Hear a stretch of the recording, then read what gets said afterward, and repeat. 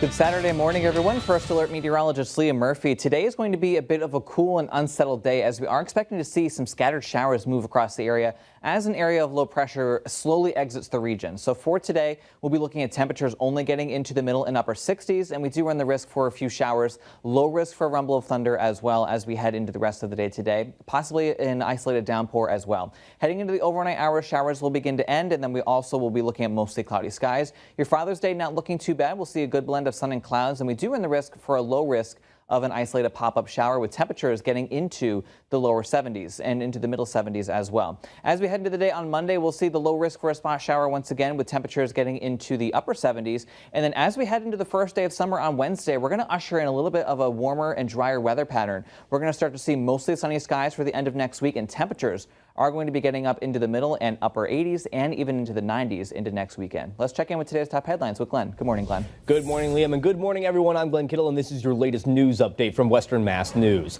President Joe Biden spent much of the afternoon yesterday in Connecticut speaking about gun reform. People from across the country all gathered at the University of Hartford for this first-of-its-kind summit. A year ago, President Biden signed the first significant piece of federal gun safety legislation in nearly 3 decades. And Friday, he spoke about the need for stricter gun control measures. And several teenagers have been arrested for their involvement in the theft of Hyundai cars. Shortly after 4 o'clock Thursday morning, police spotted 4 Hyundais driving recklessly on Boston Road, which led to the arrest of 2 teenagers, ages 14 and 15.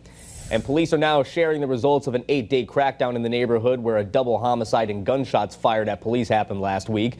Police recovered 14 illegal firearms, 3 of them ghost guns, and more than 1,000 grams of fentanyl, and 44 people were arrested. Those have been your Western Mass News headlines. Have a great rest of your morning.